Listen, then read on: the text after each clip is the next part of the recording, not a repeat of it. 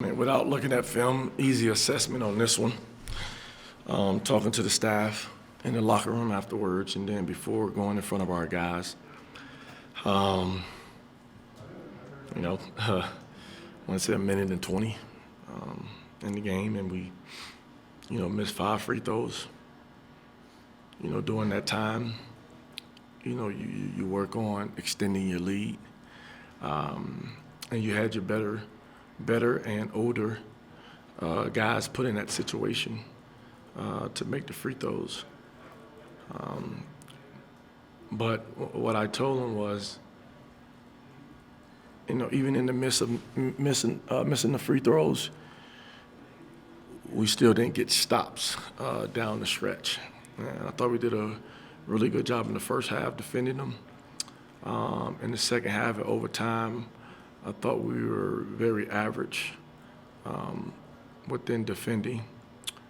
Better job taking care of the basketball, but I think their will eventually came in as well with the 15 offensive rebounds. I want to say at half we were down 3 on the glass. We put ourselves in position to win the basketball game. We just couldn't close it out.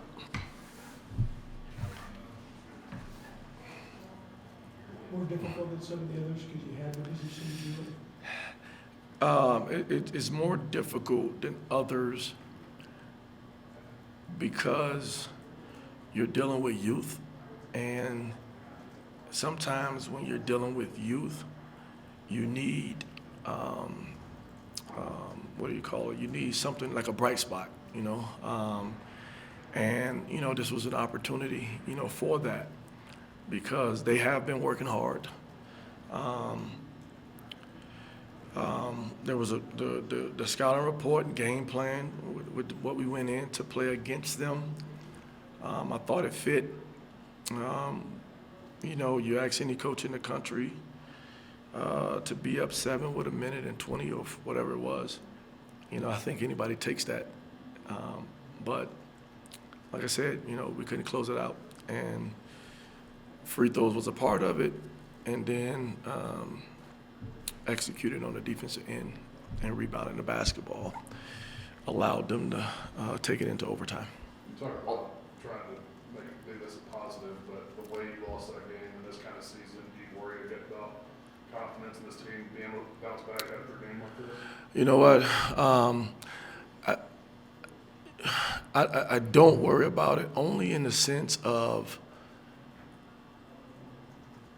every time I get in front of them to talk, I come with the right energy and come with a message, at the end of the day.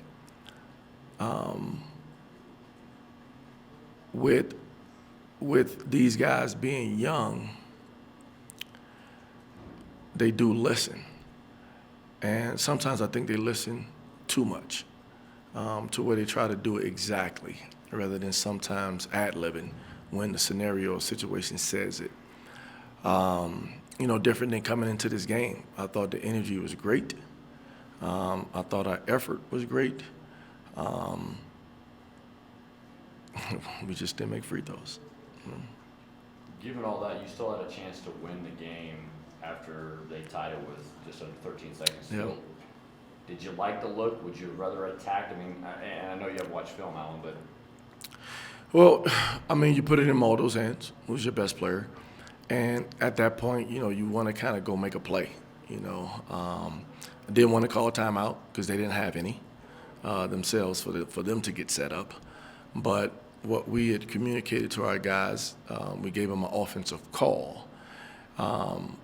Maldo, kind of took it down there with a head of steam, kind of lost control of it a little bit, but ended up pitching it to Jake, shot fake.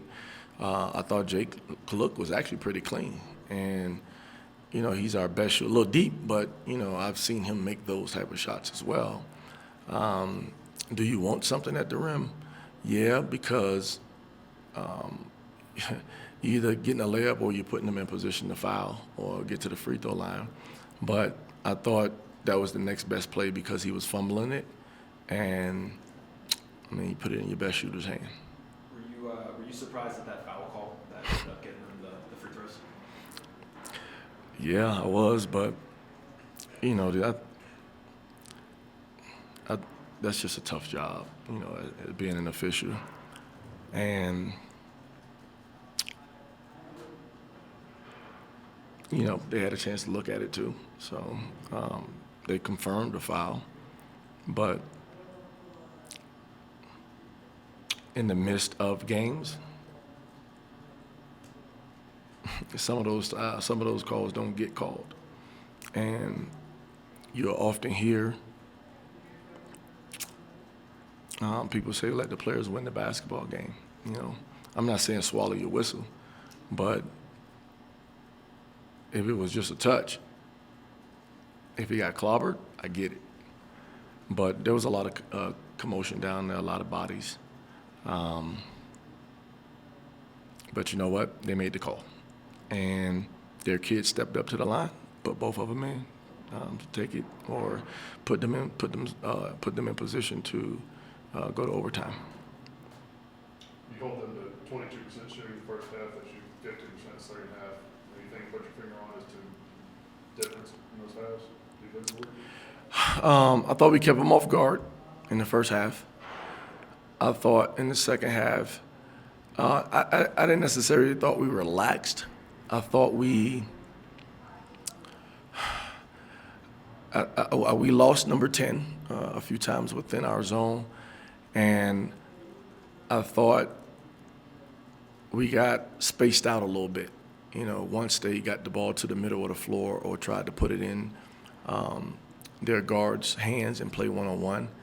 You know, our biggest, one of our points in guarding them was getting in gaps and making them play against 5. The only kid that you probably didn't want to help off as much was number 10. But I thought they caught it in some good sweet spots, and I thought they made some tough tools or shots around the rim. But I thought the offensive rebounding became a factor in the second half as well, giving them extra opportunities to put back, so even putting them at the free throw line because of our fouling. So I thought we did the game plan in the first half. Second half, we stuck with it. I still thought we did some things that were good. I just thought they ended up just trying to will what they do. And like I said, even with all of that, I mean, I don't care. I mean, you give me that same scenario, you put the same kids at the free throw line to shoot the same free throws, I would take that bet any day. You know, we just had, if we put them in, then it's a different basketball game.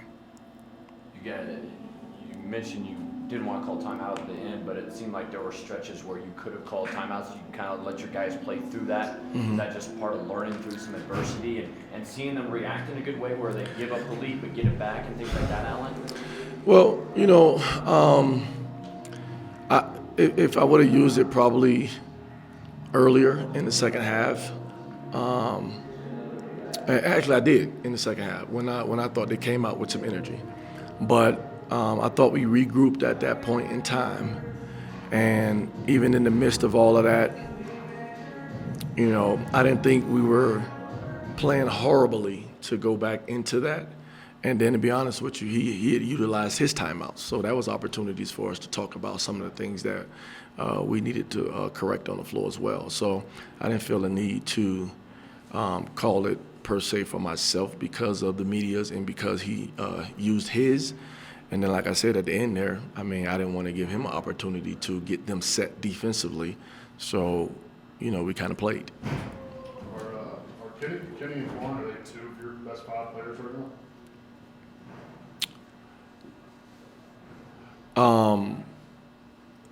Well, I think Quan played well tonight. But again, I think where his growth has happened, conditioning. You know, early in the year he wasn't playing. He wanted to know why. And, you know, he wasn't in shape.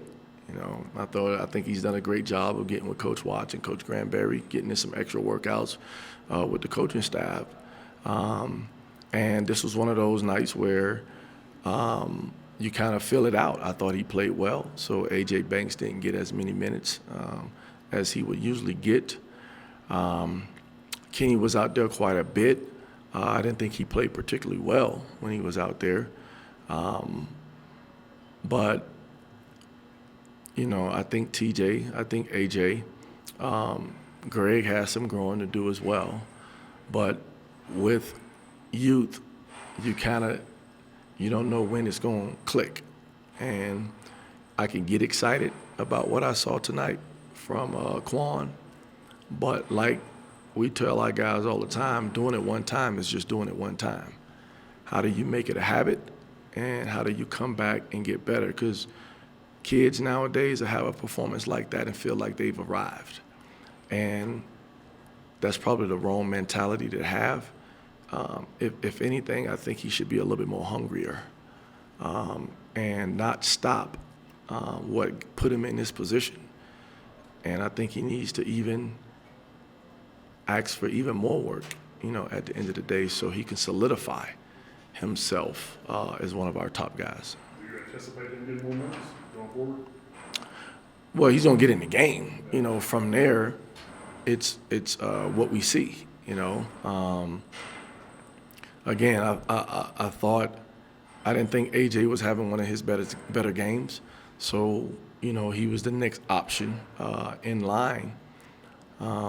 But if he continues down the path of putting in the work away from the court or away from the time that we spend with him, then he's gonna give himself a chance. If he doesn't, then you kind of go right back to the same boat. Yeah, over the last three games, it seemed like each time he's taken another step forward. Mm-hmm. So now it becomes a matter of whether he can keep pushing himself. I completely agree with that. And again, what I would say about him is, early in the year he asked why, and he was given the reasons why, and he made some adjustments in a few areas. And actually, the other part where I think he made the adjustment is working on his body, and what type of food he's putting in it. So again, with what he's tried to do from what was given to him, because I tell guys all the time, like, I love all of them, at the end of the day. But, I don't have favorites. Like, I'm not sitting there saying I'm playing you because I like you more than the next guy. If you want to get on the floor, then you put yourself in position to get on the floor. And again, I just thought he's done that, and then you never know when the opportunity is going to present itself. Again, I didn't think AJ was playing one of his better games, so he got put in the mix, and I thought he took advantage of it.